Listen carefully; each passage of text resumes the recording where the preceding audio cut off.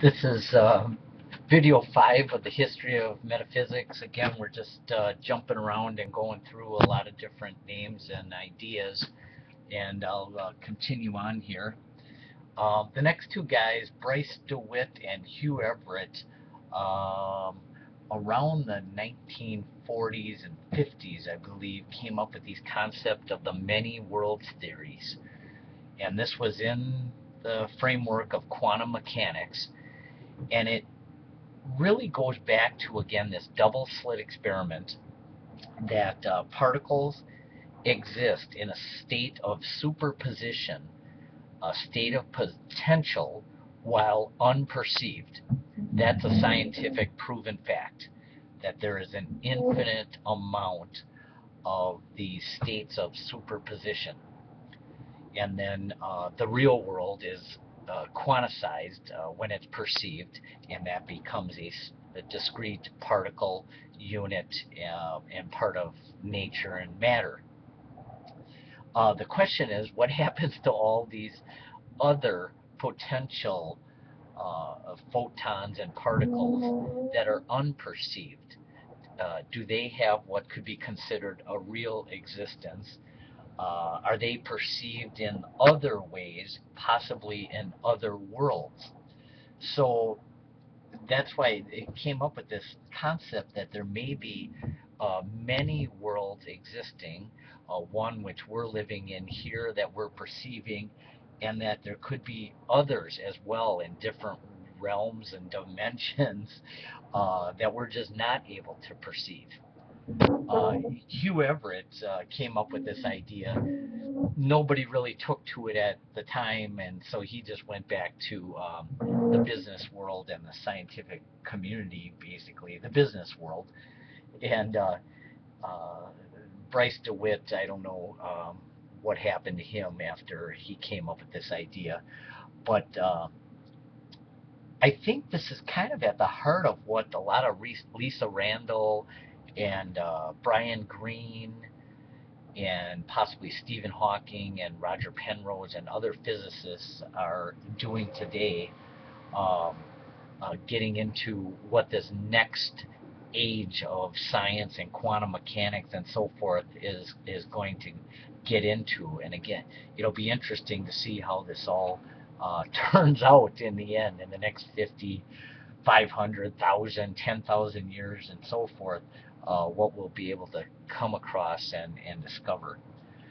So again, just jumping around here, then we go to Leo Biscaglia. His main thing was love.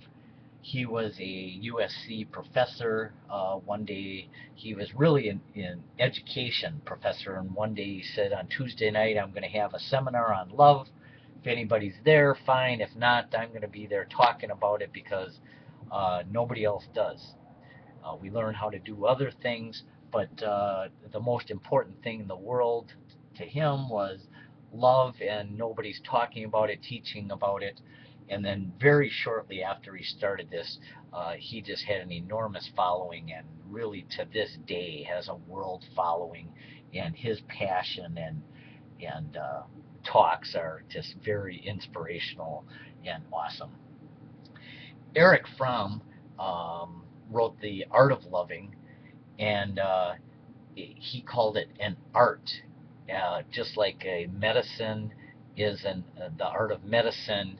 This is something to be learned and to be practiced, and there are specific steps to take in regards to the art of loving, and we did a whole video on that, of caring and responsibility and responding and all of those things that it takes to actually actively love another person. George Hegel, I kind of like his writings and books. It really gets into idealism and almost Eastern flavor to the way he writes and thinks, and um, just this Berkeley idealism type, everything's in the mind type philosophy. Friedrich Nietzsche, again, one of my favorites, The Will to Power, done videos on him, on the whole book, Will to Power.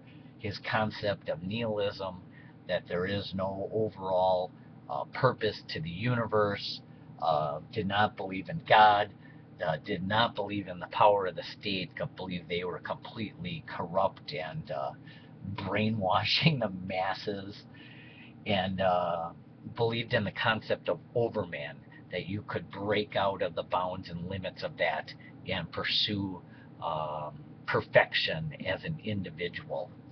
So I really like that concept. Jacob Bernoulli studied infinity. Again, uh, infinity exists within a finite set, and all of those types of arguments and thoughts and just all the paradoxes of all of that. Escher tilings, again, a finite image can contain an infinite amount of images within it. Just that same interesting, seems to be impossible paradox that exists in our world, and the way we're thinking about reality and being and so forth, and just has enormous ramifications to think that infinity can fit within a finite set. Again, this goes to William Blake and just his eternity in an hour statement. I just like that. It just is so true.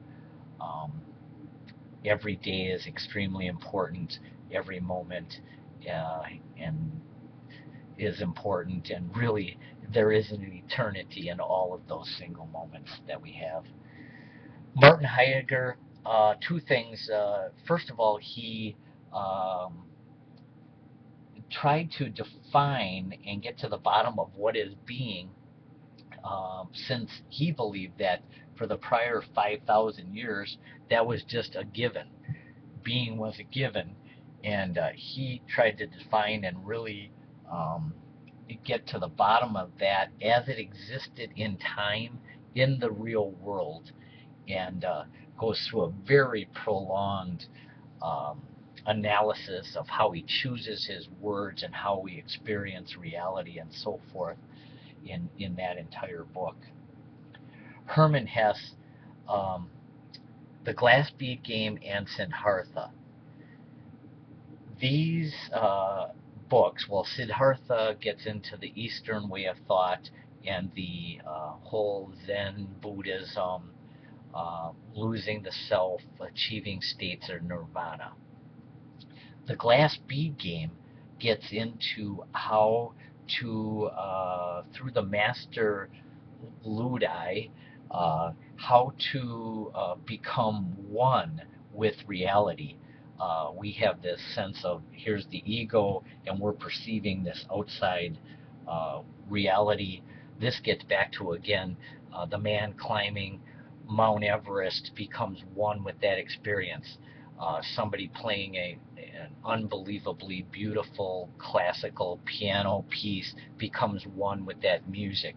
That is the type of experience that transcends um, limits and evil, and it becomes a state of nirvana. And then the last one I have listed here, Richard Feynman. Um, it was in the 50s around, he received the Nobel Prize. Some interesting things about him. He came up with this concept of renormalization, where when you're doing mathematical equations, when the infinities appear, you just round them off or get rid of them so that the equations work. And he called it dippy mathematics, which is amazing that we just ignore these infinities. And he received the Nobel Prize in Physics. Also, in regards to his quantum mechanics, when he taught his students, if you listen to his lectures, at the end of the day, he's really a realist that once the particle is perceived, that is the real world. So he doesn't, even though he was a goofy character and did all kinds of crazy things, playing bongos and so forth, at the end of the day, all of his teachings were very understandable and real because of it's once the particles are quantized and become realized in the perceived world, that's what we can actually work with in the world. So that was kind of easy. It's easy to understand. So that's probably the last of what we'll do on these videos. I just rattled off a bunch of guys, a bunch of names, and pretty much I ran out of names.